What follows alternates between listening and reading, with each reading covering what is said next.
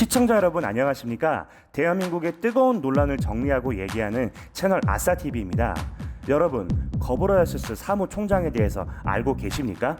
이 양반요, 제8대 WHO 사무총장인데 정말로 문제가 많습니다.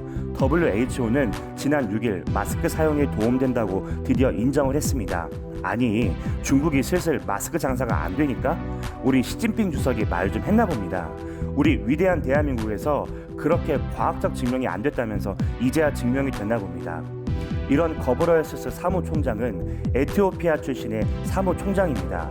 현재는 민주화가 진행된 에티오피아는 거브러야시스 사무총장 당선 당시에는 독재 국가로서 중국과 협력하는 나라였습니다. 에티오피아 보건부 장관 시절에는 에이즈 및 결핵, 말라리아 퇴치를 위한 국제 지원을 횡령하는 엄청난 모습을 보여주기도 했습니다.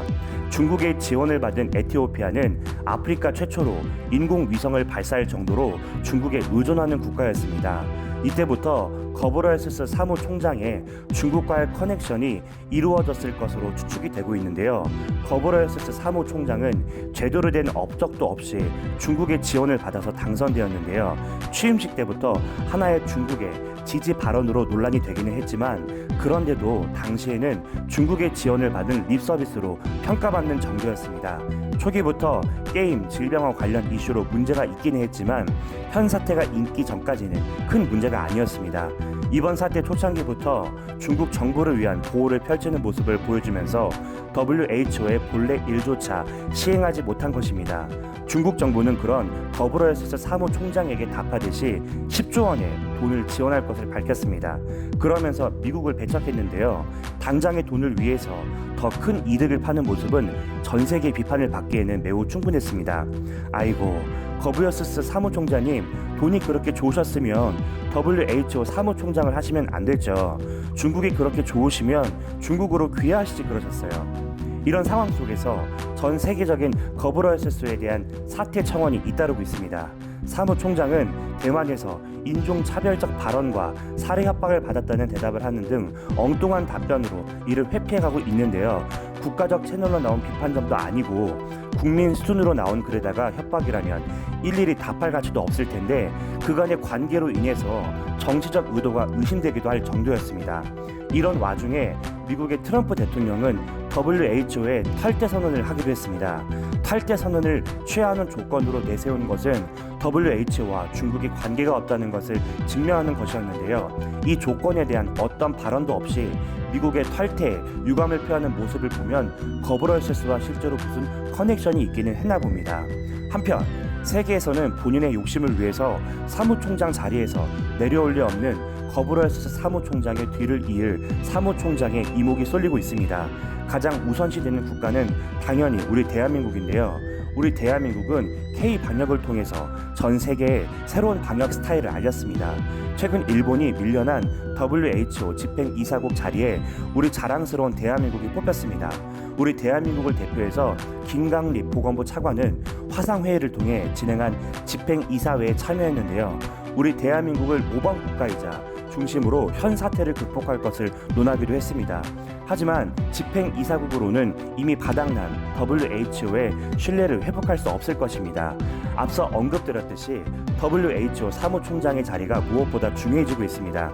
아이고, 티주석, 아무리 그래도 티 안 나게 해야죠. 이렇게 티나게 하면 도와주려는 것도 도와줄 수가 없어요. 정말 우리 시진핑 주석은 돈만 있으면 모든 게 될 거로 생각한다니까요.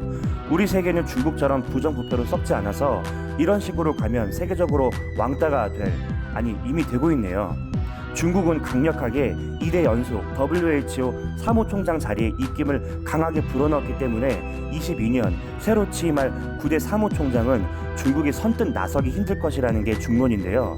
대다수의 세계에서는 이 후임 자리에 정은경 질병관리본부장을 거론되고 있습니다. 현 사태 위급성을 더불어서 본인의 수면 시간을 줄여가면서 문제 해결을 노력하는 희생정신과 월급을 줄여달라는 나라의 요청에 급여를 망설임 없이 절반 줄이는 모습을 보여주면서 돈에 욕심이 없다는 것도 보여줬습니다. 현재 WHO 사무총장에게 가장 부족한 부분인 신뢰성이 세계인에게도 크게 어필되고 있는 상황인데요. 이 때문에 정은경 질병관리본부장이 9대 WHO 사무총장으로 취임해야 한다는 여론이 크게 일고 있는 것입니다. 물론 세계인의 이런 여론에 대놓고 반대하는 국가도 있습니다. 바로 일본인데요. 어느 누구도 재팬 스타일을 칭찬하지는 않지만 스스로 제2방역이라고 자화자찬 중입니다. 일본은 우리는 대한민국이 하면 본인들도 한다면서 열등감을 드러내고 있습니다.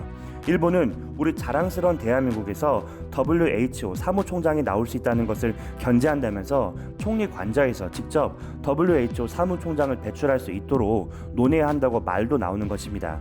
일본은 이번 사태를 통해서 어떻게 하면 국가 차원에서 상황이 늦어지는지를 보여준 반면 교사로 자리 잡고 있음을 생각하면 가능성은 없는 얘기인데요. 일본 언론은 한국 정부가 정은경 질병관리본부장을 WHO로 추진하고 있다는 가짜뉴스와 함께 G7 지위를 이용해 호소해야 한다고 주장하고 있습니다. 문제는 이 G7조차도 이제는 G11 or G12로 확대할 것으로 예정되어 있어서 일본의 입김이 약화된다는 것인데요. 현재 G7 국가 모두 한국 칭찬하면서 한국의 진단키트를 수입하거나 한국의 방역 노하우를 전수받았기 때문에 일본의 입김은 더더욱 약해질 수밖에 없습니다. 정말 일본은 이제 우리 대한민국의 열등감을 느끼는 게 아닌가 싶습니다.